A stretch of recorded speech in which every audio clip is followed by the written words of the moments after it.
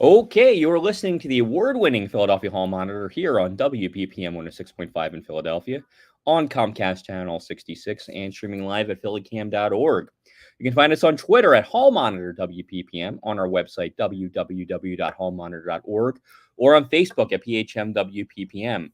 Tonight on the program, we'll be joined by Councilmember Cindy Bass, Deputy Revenue Commissioner Rebecca Lopez-Chris will be on the show to walk us through different property tax relief programs.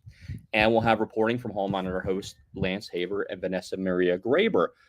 Denise, how are you tonight? I'm good. How are you? I'm good. Next week, you're going to be at the Democratic National Convention. Yes, I am. And we're going to be looking forward to that. And that's something we talked a little bit about with Councilmember Cindy Bass, who's going to be a delegate to that convention. Mm-hmm. And we're going to play that interview for you right now. Here's Cindy Bass.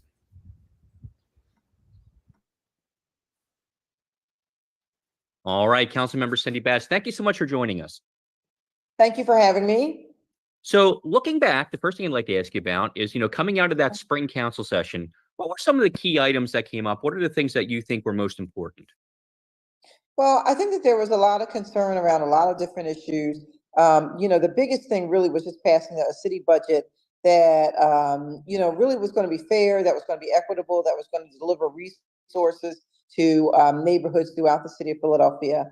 And I think that we've overall accomplished that. People have seen streets being cleaned that haven't been cleaned in decades. They've seen, new attention being given to parts of the city that haven't received attention.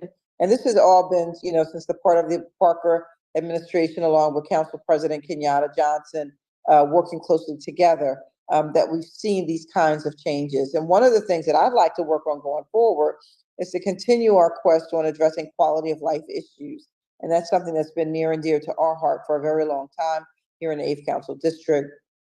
We recognize that, people want service. People want to see clean streets, safe streets, neighborhoods that look and feel cared for and cared about.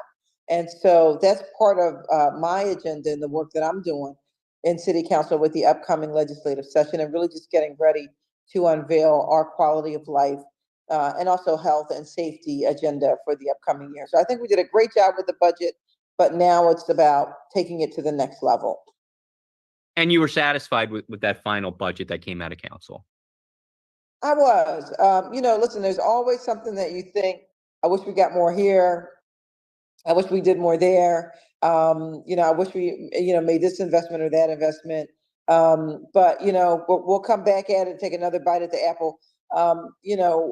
These things don't happen overnight. Good government doesn't happen overnight, and it's a process and it takes time. There is no instantaneous result when it comes to government, and particularly not to municipal government.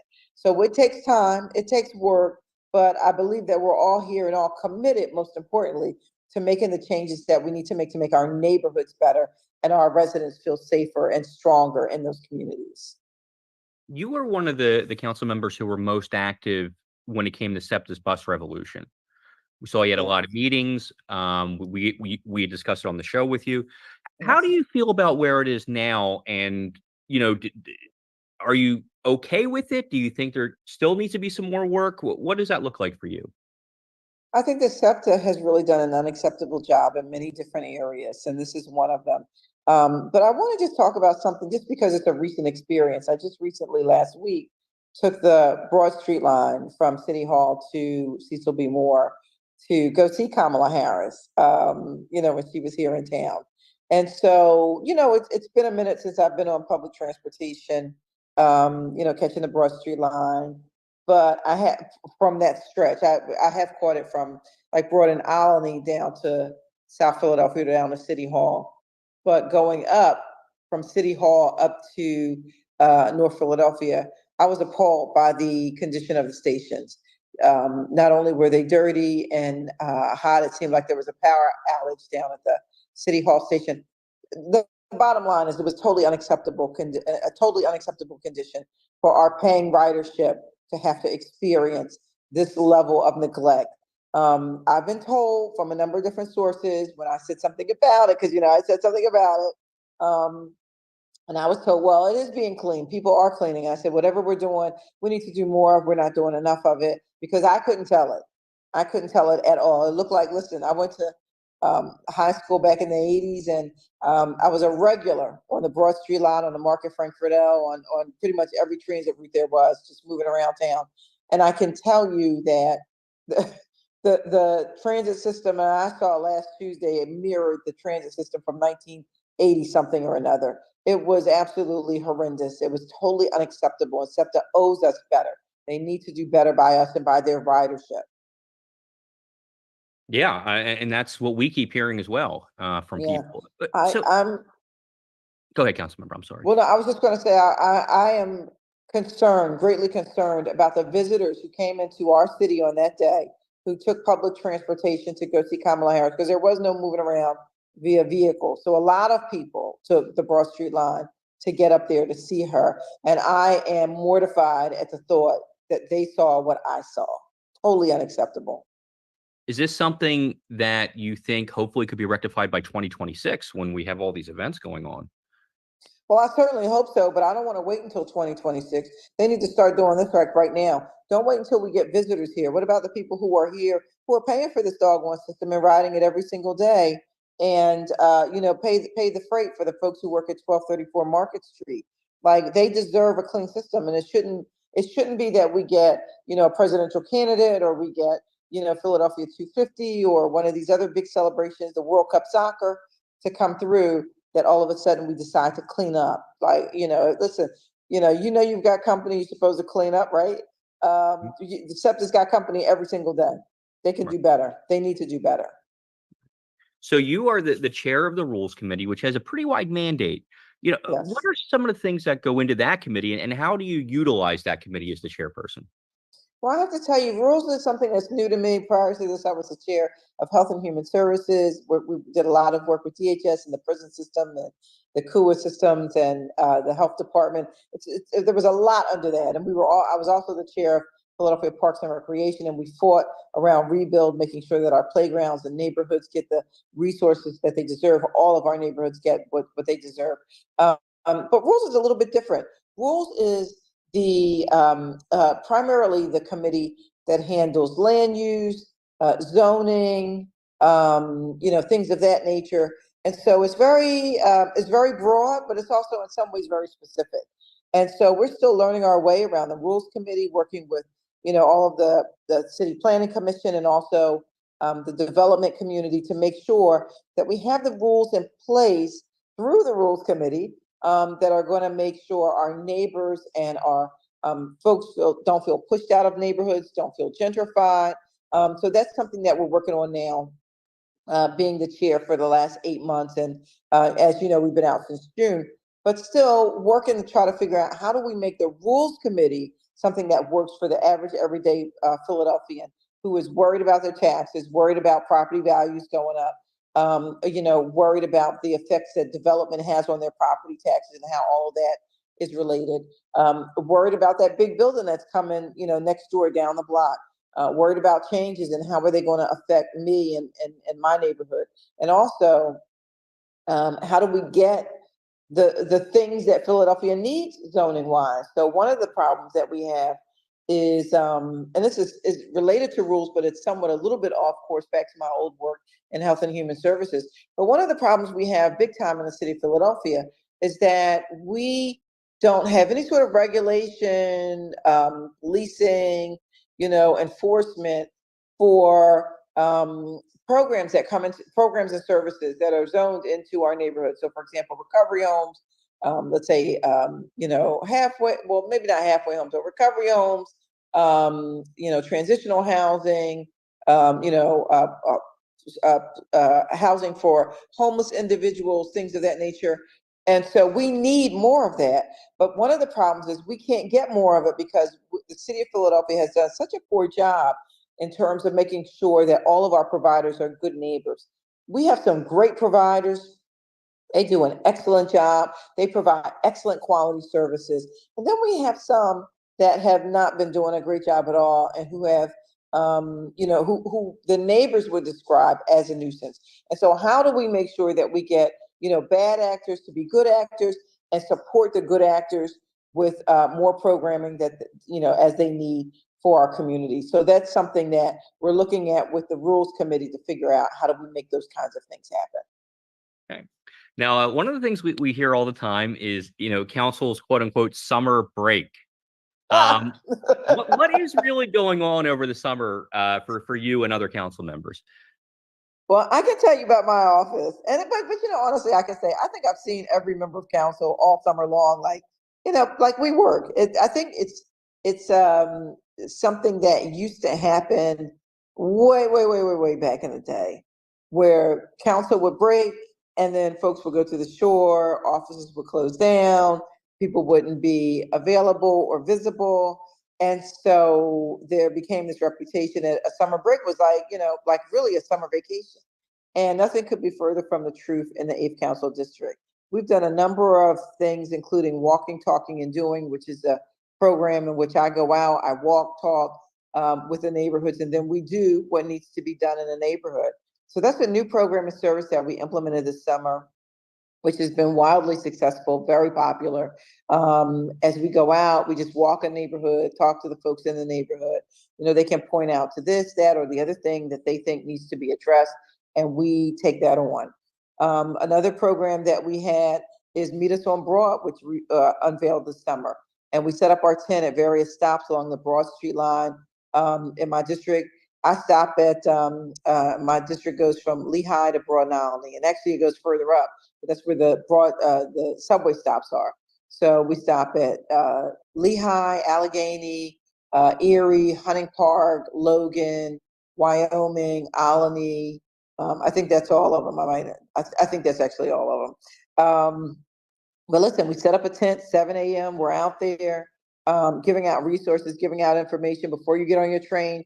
Here, take some literature, something for you to read when you're on the train, something for you to read later, and know some of the services that are available to be of assistance to you. A lot of times people really just don't know where to go and what to do to get help. And so we want to put that information in their hands.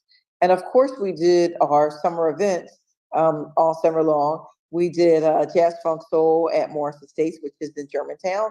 And we did that in the month of July. We had bands every single week. It was hugely popular. We had, several hundred people. I would say that at our lowest point, we probably had about 200, 250 people.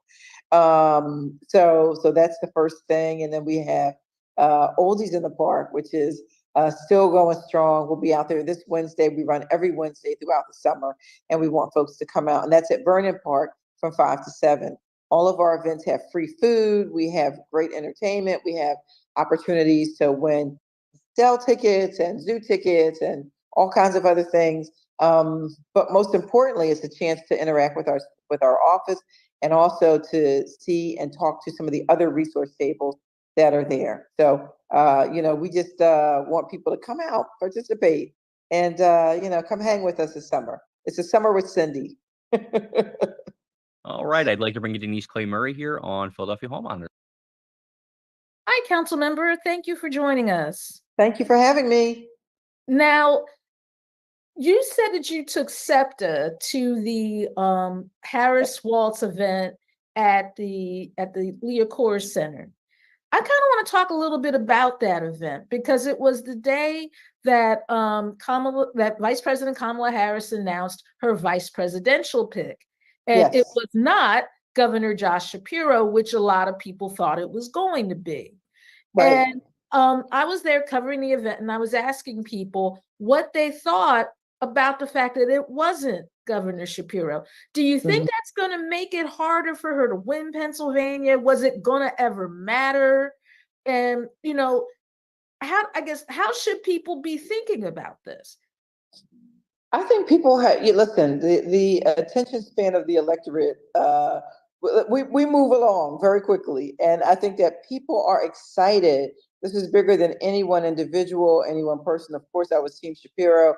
But listen, if this is who she wants, who she feels is going to be good for the country, good for her as to be an effective leader, good for winning, good for to be a winning ticket. I'm all for it. And I think that most people really do feel that way. As I had mentioned to you earlier, I don't think in any way, shape, or form that this is a loss for Governor Shapiro. I think he may not be the vice presidential pick, but I certainly think that this was a win for him for the future. But I think, going to this moment right here, right now, Kamala Harris has the running mate that she needs. I think that Walz is a great choice, and we're all 1,000% behind him. And again, we've all, we still love our governor, but we've all moved on very quickly to make sure that we win in November. Nothing is more important, and democracy really is on the line. We always say that every election is the most important, but this is the most consequential election of all times, and the stakes get higher and higher every single time we vote. So we need not forget that, and remember that as we go to the ballot box in November. Okay, now, one of the last times I spoke to you, you were at the Mount Airy Church of God in Christ with President Biden, and there was still talk about whether or not he was going to step down and put the vice president at the top of the ticket. One of the things I asked you about was media coverage of this race and whether or not it was focused on the right stuff in terms of what Philadelphians need. Are you seeing a change now that the ticket is now that it's no longer a focus on who's too old to be on the ticket and who's not? Are you seeing any of those topics that Philadelphians would like to know about being talked about on the campaign trail? I am. I'm seeing Kamala Harris talk a lot about issues that are of substance versus the other side that's sort of like a mean kid on a playground, at a playground, picking fights and calling names. Her campaign is solely focused on the issues at hand that people care about: education, taxes, workers' rights, having an opportunity to, for each generation to do better than the last generation. Those are all just basics, foundations of the American dream. And those are things we all want. And I think that also, and going back to the vice presidential pick, I think that our vice presidential candidate, Walz, went to, I can't remember the name of the college, but I read the story about how, it was a college in his hometown that if you had a high school diploma, you could go. And I thought, isn't that what it's supposed to be for all of us, for everyone? Shouldn't we all have the opportunity to be able to go to college, to make sure our kids get that piece of the American dream? And I'm super excited to know that education is going to be a part of their platform, that they're going to be concerned and I think in some ways consumed based on the fact that this was a former high school teacher, and also his path to college to get there. So I hear the concerns and the needs and the worry of the average everyday Philadelphian in this conversation. And again, I think that's why she's ahead in the polling. I don't hear that on the other side. Like I said, I hear finger pointing, name calling, mean kid stuff. And it's like, okay, yeah, we're bigger than that. We need to know what you're going to do for us. And Kamala Harris and Governor Walz are the ticket that are going to really get us out of the economic burdens and financial strains that I think a lot of people see themselves in now. Now, you're going to be a delegate at next week's Democratic National Convention. Yes. What does a delegate do at the convention? What are you responsible for?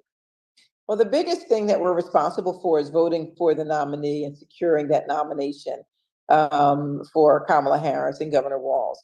And so that's really the job of a delegate.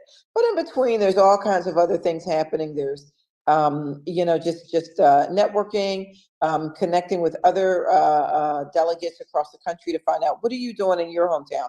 What's happening where you are? What kind of strategies have you all developed to make sure that you get out the vote and that people turn out and you get the electoral turnout that you really need in your state? And so those are going to be some of the things that are going to be happening. And it's really also a big pep rally to pump up the troops and send them out and get them ready to hit the streets when everybody returns after the convention's over, and send the charge and say, hey, we've got to do something. We got to make sure there can be no guesswork. There can be no hopefulness. This has to be a solid slam dunk. And I think that right now, Vice President Harris is up in the polls. The last I saw, she was at 50 to 46 in Pennsylvania versus Donald Trump. But I think that we can't take that for granted. We can't say, okay, well, that's 4 points. And in these days and times, that's enough. No, it's not. We really have to send a strong message. And also just to let people know that some of the things coming from the other side, that is not American. That is un-American. And we need to call it out. Okay, now you talked about turnout. In Yes. Philadelphia, the last mayoral election, and correct me if I'm wrong, Larry, less than 30% of the electorate came out to vote. Yes. You have this presidential race, and you also have down ballot contests, like Senator Casey is up for reelection. You have these things going on. How can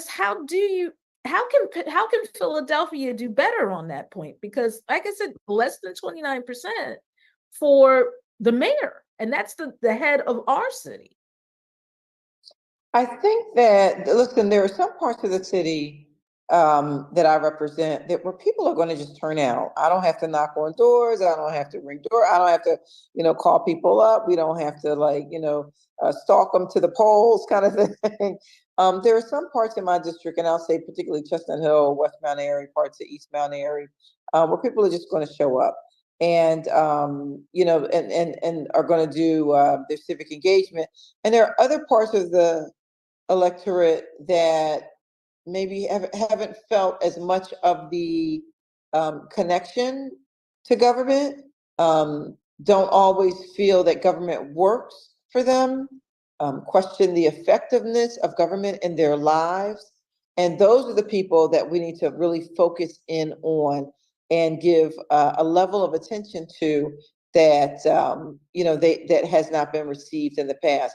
One of the things that I always hear, and it really kind of burns me up, is I'll hear, people say, well, elected officials, they really respond to people who vote. That, like when you vote, that's where they invest their time, and that's who they go to, and that's the sort of like the standard of where to go and who to talk to. And I feel just the opposite. It's the people who don't vote that we need to pay attention to, and they're not voting for a reason. They're not voting because government has not had the level of impact that we all want it to.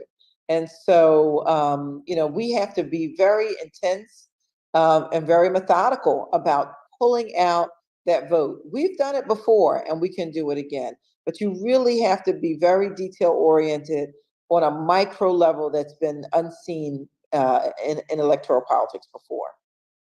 But we can do this. We can do this. I have no doubt. Okay, well, thank you so much for sharing some of your time with us.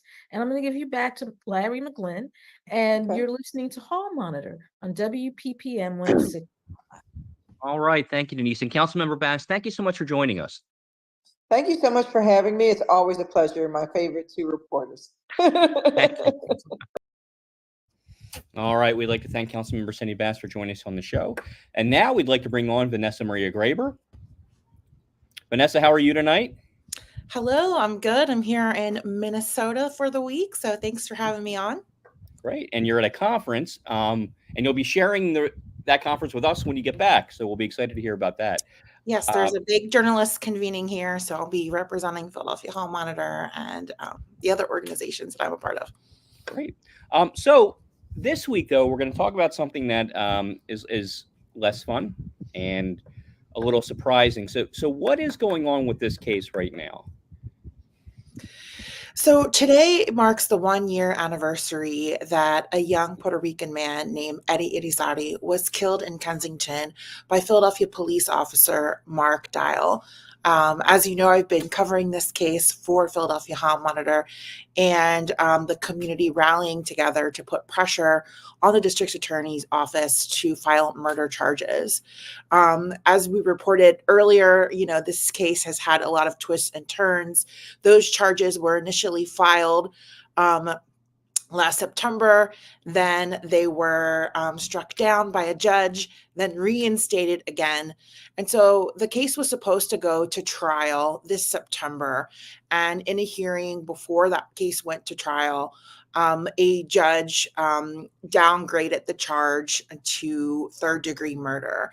And the reason is because during that case, the prosecution shared information that they had hired an expert witness who was presenting a report on Pennsylvania's use of force law for police, and whether or not a former police officer, Mark Dial, violated that report. Unfortunately, prosecutors from the DA's office did not share that information with Dial's lawyers on the defense team. And when that was shared in court, they complained and said that they did not have enough time to prepare a rebuttal or response to that witness. And Common Pleas Court Judge Glenn B. Bronson agreed with them. But at the same time, he did not want to further delay the case and hold it up. And so he presented a potential compromise. That compromise was asking the DA's office to downgrade that charge from first-degree murder to third-degree murder. And then that would allow Mark Dial to be able to post bail, since it is now not a first-degree murder charge, and would postpone the trial until May to give the defense enough time to prepare a rebuttal. The lawyers for the DA's office on the prosecution then conferred with DA Larry Krasner, and they agreed to that compromise. And so Mark Dial was then eventually let out on bail for $200,000. He has to post 10% of that, which he did last Thursday. And now the case goes to trial in May. This, of course, outraged Eddie Irizarry's family and community members who had been organizing to ensure that Mark Dial faces prosecution for first-degree murder for the killing of, or the alleged killing of, Eddie Irizarry. If folks are not familiar with the case, initially, Mark Dial and his partner, Officer Morris, had pursued Eddie Irizarry in Kensington. They claim he was speeding, although they haven't presented any evidence of that. And he pulled over on a street in Kensington, and they alleged that he got out of the vehicle and lunged at them with a knife, which later was to be found completely fabricated after reviewing surveillance footage from the neighbors, and then later on the body camera footage. That body camera footage is very difficult to watch, which is why so many community members and the family of Eddie Irizarry was so upset when this charge was downgraded from the first degree to third degree murder. The community, along with Eddie's family, held a rally on Sunday at the Justice Center in Center City to continue their calls for justice. So we have a short clip of that. And if we can play that right now, it'll give you a sense of what they're asking for. What I can say to his family is just enjoy the time that you have right now, because we are going to keep fighting to get justice for him. We're going to keep yelling. We're going to make a lot of noise, anything that we have to do so we can get justice. So now we got to wait until May so we can get our trial. But we're going to keep fighting. We're going to keep doing what we can. And again, thank you guys for being here and supporting us. Thank you for everything.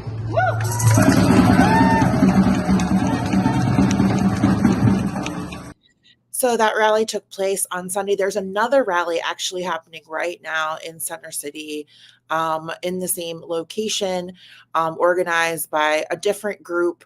Of course, there are many community organizations that have been rallying around Eddie Irizarry's family and supporting them. And they say that they're going to continue to put pressure on the DA's office to not make any more mistakes. And they're going to also try to attend every single hearing and fill those hearings with lots of people from the community. And so tonight, to mark the 1-year anniversary of Eddie's death, the community is gathering at Taller Puertorriqueño for a poetry event.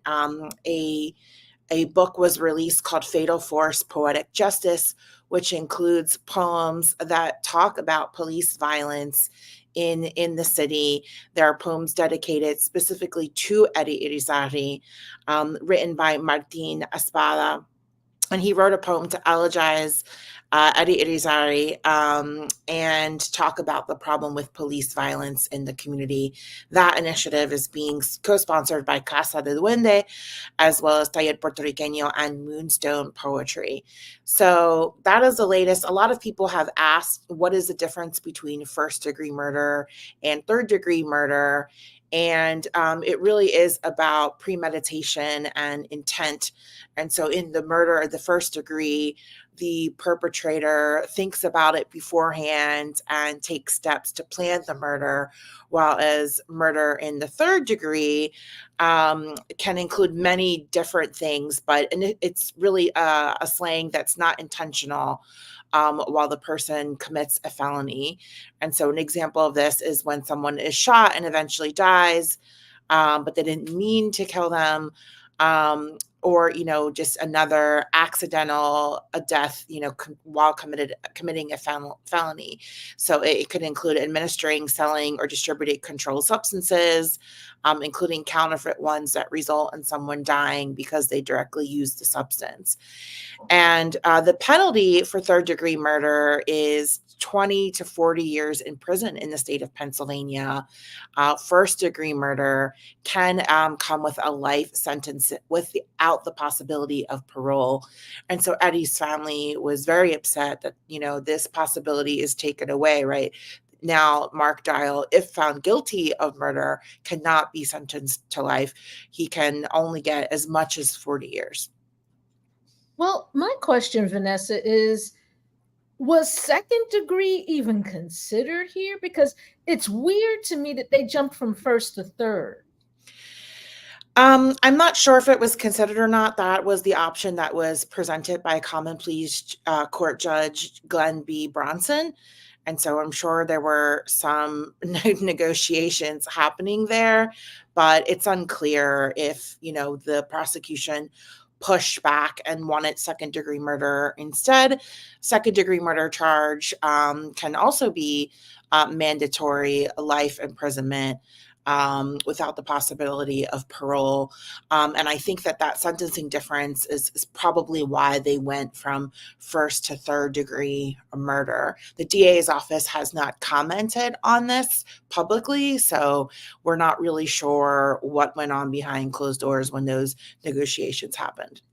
And Mark Dial is currently out on bail, which means until May, at the very least, he is, running around. He's no longer a police officer, correct?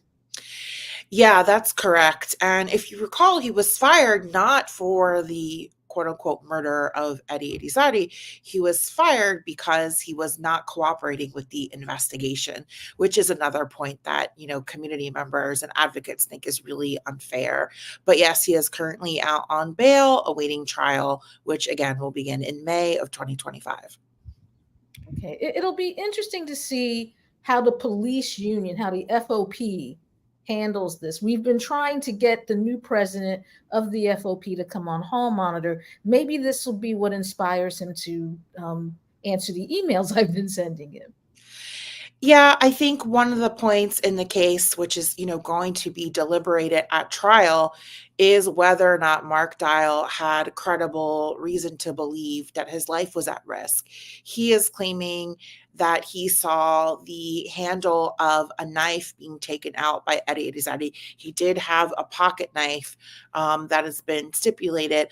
However, it's unclear what could have been seen through the windshield of the vehicle from the distance where he was and before he fired shots. Him and his partner claim that they saw a gun, and that is why Mark Dial began shooting. And you can hear in the body camera video footage that they say he has a gun. Of course, he did not have a gun, and the windows were up and the door was locked when he was in there. So we'll have to see what further evidence they present in order to prove that point. All right. Well, Vanessa, thank you so much for that report. We're going to Yes, stay on thank you. top of this. And we know you'll be staying on top of it, and we'll talk more about it when there are new developments. Thank you so much. All right. Thank you. And now we're going to talk about one of the biggest issues we have going on in the city right now. Property tax assessments have gone out. If you haven't received it yet, you will soon. If you haven't received your property tax assessment yet and you want to take a look at it, go to property.phila.gov and put in your address, and you'll see what your property assessment is. But right now we have Rebecca Lopez-Chris from the Revenue Department to explain some of the programs that can help people who are maybe having issues with paying or are looking for the homestead exemption, for example. So here's our interview with Rebecca Lopez-Chris.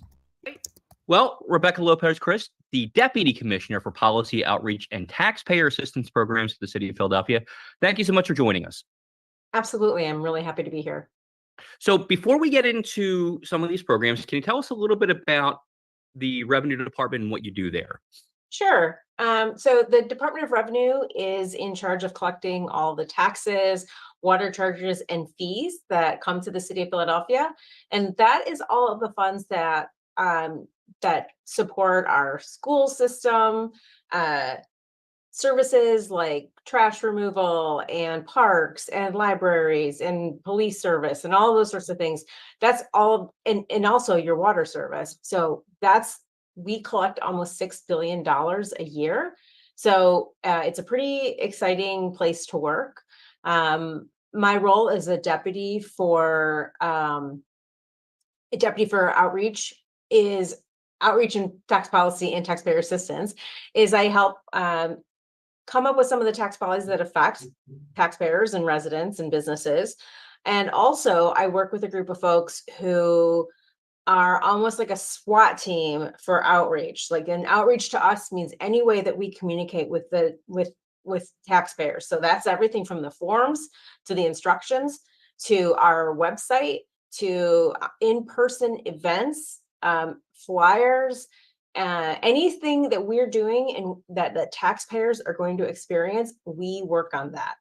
And also, there's a little operational group in my book of business that is the taxpayer assistance group, and they process like some 30,000 applications every year for taxpayer assistance for real estate. And one of the key things that's happening right now, property tax assessments are going out. People can find that information online, but there'll also be mailed information about the property tax assessment. What are some of the programs available to Philadelphians that can help if they're behind on their taxes or Sure. having trouble? Let me back up just 1 second. So the Office of Property Assessment, which is different from Revenue, is the office that is responsible for assessing all of the properties in Philadelphia. And they have recently sent out letters to folks. So folks should expect to get a letter in the mail for their property. They can also look at property.phila.gov and look up their address if they want to see what the assessed value for 2025 is. And again, that's going to be the value that we base your property tax bill on.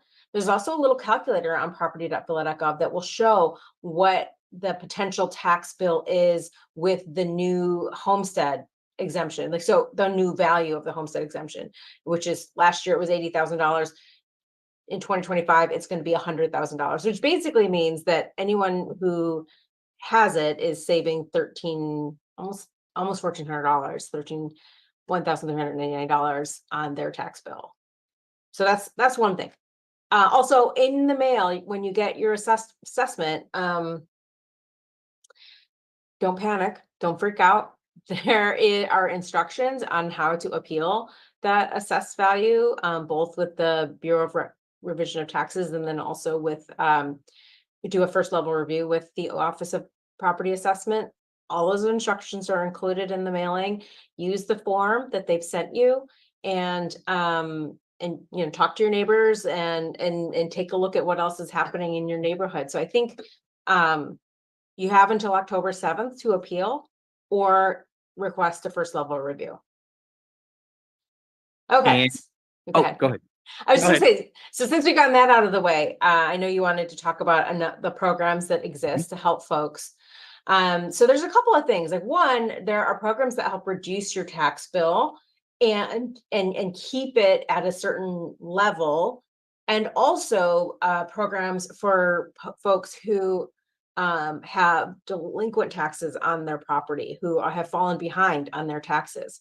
And Philadelphia has very strong protections for owner occupied properties. So this is just for the property that you own and you live in. You don't have to have the mortgage cleared outright, but if you have a mortgage on your property and you're living in it and it's considered your primary residence, you can get into a number of programs that are going to help you reduce your tax bill. The first one is homestead, which, like I said, the homestead exemption is, it basically reduces the assessed value of the property by $100,000. And I think that sometimes can be confusing, right? So people are like, well, where's my $100,000? What are you talking about? And really what that translates to is a reduction in your taxes. So if your house was assessed at a value of $300,000, with the new homestead exemption, we are only going to tax you on $200,000. So you're going to save $1,399, just about. And so that's something that is anyone can get into. It doesn't require, there's no income, there's no age limitations. Anyone who owns and lives in their home can get that program. And I really encourage people to take a look, because that property.phila.gov website will tell you if you have it or not. If you already have it, you don't have to do anything. The new increase that is going to happen for 2025 will be applied to the account automatically.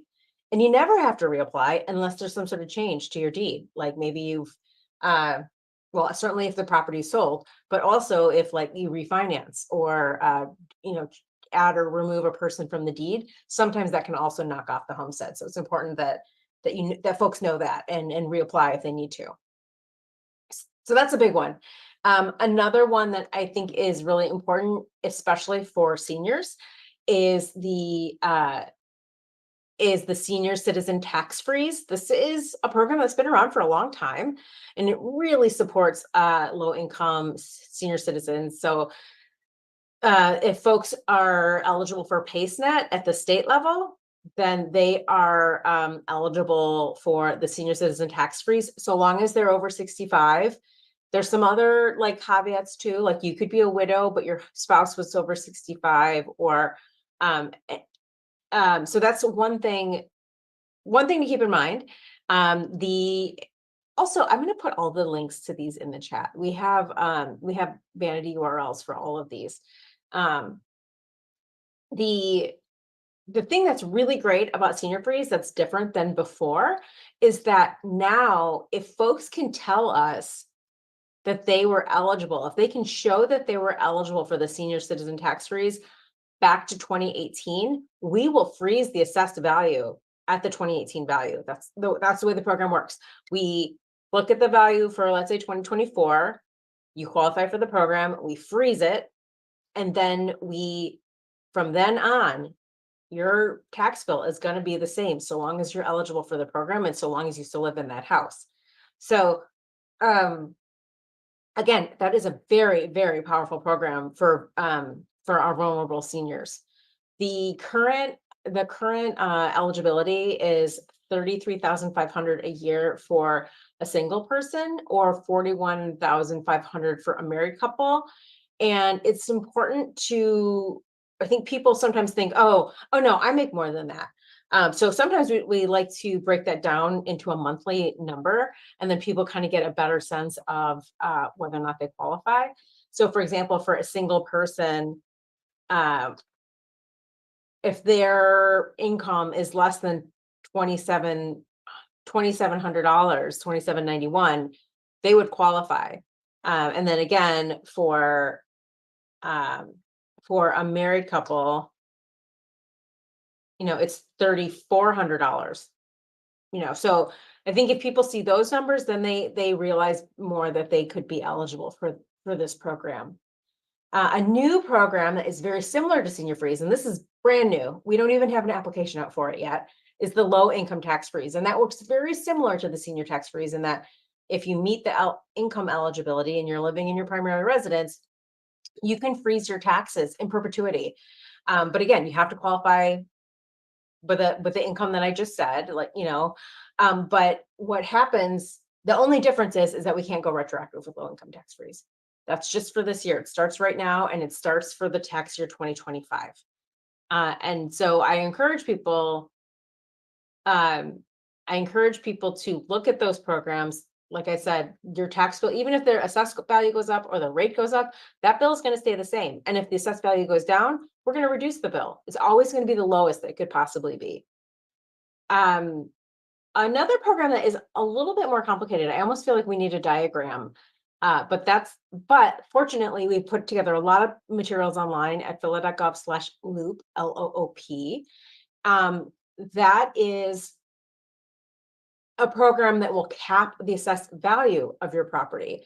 So if your property increased by 50% from the previous year, and basically did it double, we will cap your assessed value at 1.5 times. But with this program, you do not get the homestead. Also, you're eligible if over 5 years, the value of your home is increased by 1.75 times. So I know that math sounds like kind of complicated, but we have put together really great, I don't want to say calculator, but like forms that you can easily write in what you need to do and do the calculations. The thing that's really confusing for folks is that you can't have homestead and loop at the same time. And so it's up to the homeowner to figure out if they will want homestead or if they want loop. If they opt out of loop, they can't get back in unless they qualify again. But for some folks, homestead is going to be a better deal. And it really depends on whether or not they think they're going to stay in that home for a long time and whether or not loop will be better for them. The income requirements for that are much higher than the tax freeze programs. We have that on our website, and those change every year. But currently, for a family of 4, the maximum income is $137,000. So it's a lot higher, and I think it helps protect a lot more middle income families. Now, for folks who have fallen behind on their taxes, we have an owner-occupied payment agreement. Here's the thing with revenue. We will get you into a payment agreement no matter what. We have different terms for various payment agreements, right? So if you come to us and you say, listen, I owe you guys taxes, we will find a way to put you in a plan. So the difference for homeowners, for owner-occupied properties, is that they have very, very generous terms, and they also are then protected from sheriff's sale. So there's nobody in the city who should be worried about a tax foreclosure if they live in their home. So the only thing that changes with the owner-occupied payment agreement are the amount that you have to pay each month. So some folks are going to qualify for a $0 a month payment agreement. So it's really, really important that the second somebody feels like they're going to have a problem, they call us. We want to get them into a program. We want to get them enrolled for anything that they're going to be eligible for, and make sure that we protect their home. There's one last thing I want to mention, and that is, if you're a senior, and let's say you have your mortgage paid off, right? And for most folks, when they pay a mortgage, they're also paying their taxes every month. So it kind of comes out like a monthly payment, and they're actually prepaying. But for seniors who don't have a mortgage, they don't have the chance to do that. So what we do is, for any senior in the city, they can apply for what's called the real estate tax installment plan. And that's where we will break up their payment into 11 payments starting in February. And then they have until December of that year to pay their entire tax bill. And we send them a bill every month. And it's a helpful reminder that they owe us some taxes. And that way, for folks who are, let's say, on a fixed income and don't have like this lump sum to pay their taxes, they have an opportunity to pay monthly. Now, all seniors are eligible for that. However, if you are low income, and again, we have the income eligibility on our website, then you are also eligible for this. So for a family of 4, the monthly maximum income is like $4,779. So again, sometimes it helps if we break things down by monthly payment, by monthly income, so people can help wrap their heads around it. That is it kind of in a nutshell. Again, I'll put all those links in the chat. But I think generally speaking, Philadelphia has really progressive assistance programs. Not many locations have programs like this, and we are really excited to bring the low income wage tax freeze online. Folks can apply for any of these programs online on the tax center, which you can find at tax-services.phila.gov. And that website is mobile enabled, so you can do it on your phone. You can just take pictures of the documentation if you're required to submit documentation, or it's very easy for someone to help you do that. You just use your phone. You don't need a username and password to apply online. But we're always going to have paper, right? We will always have a paper application. You can find those online. You can also call the the city's hotline, which is 686-9200. And they can also send you applications in the mail. You can also call us, and that's at 215-686-6442. Any other questions?